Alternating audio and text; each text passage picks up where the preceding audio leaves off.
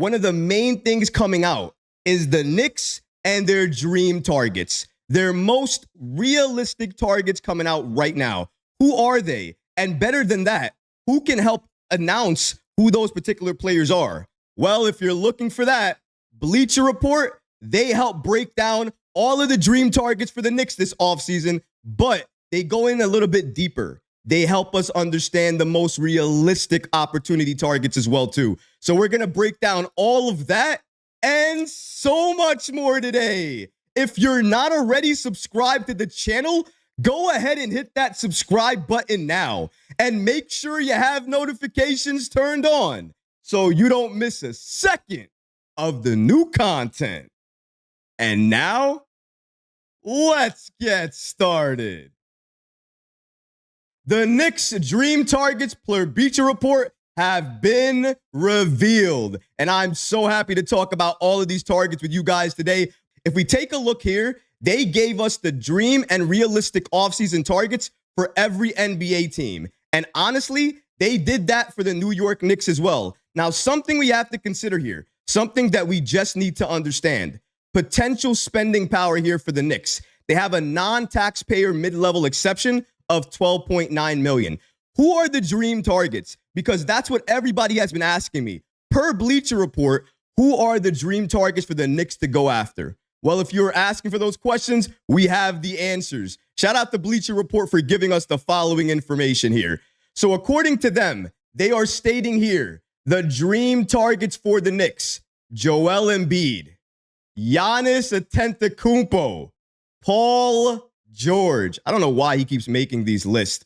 Devin Booker, Mikal Bridges, or Donovan Mitchell. And according to them, New York is in a position to get hyper-aggressive this offseason. Again, this is from Bleacher Report. Jalen Brunson is on a below-market value contract.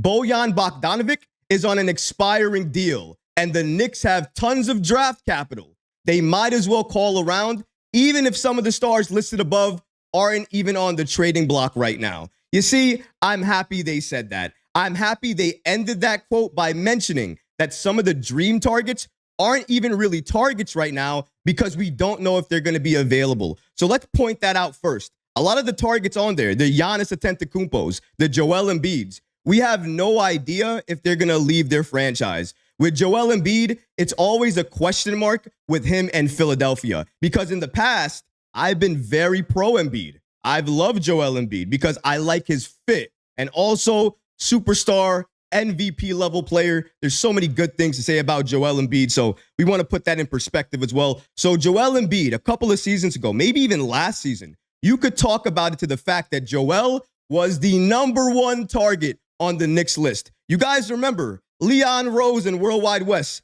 Where did they go that offseason? To Joel Embiid's wedding?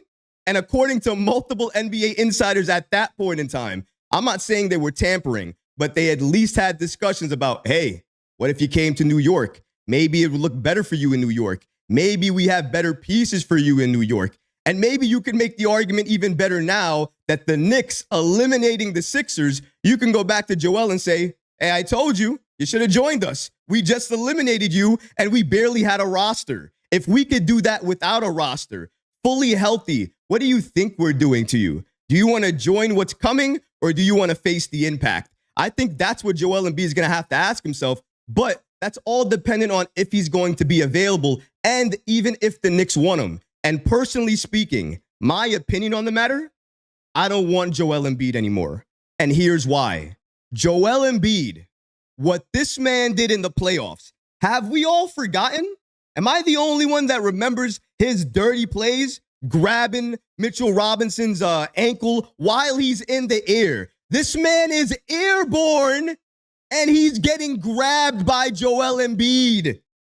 He's a big man himself. He knows better and still grab this man out of the air. If that's not a dirty play, I don't know what is. This man is running to Jalen Brunson, act like it's nothing, and then puts his arm up and tries to shove JB down into his neck. Not dirty? Maybe I wanted Joel Embiid at a certain point in time before, a long time ago, maybe a season ago. But you know what? I'm allowed to update my take, right? I can change things, can I not? And after everything that I saw with Joel Embiid and what he's done as a player in the games that matter the most, whatever you want to say about, oh, he played through injury, he did that. He played through injury and gave you that performance. I don't want that guy on this team.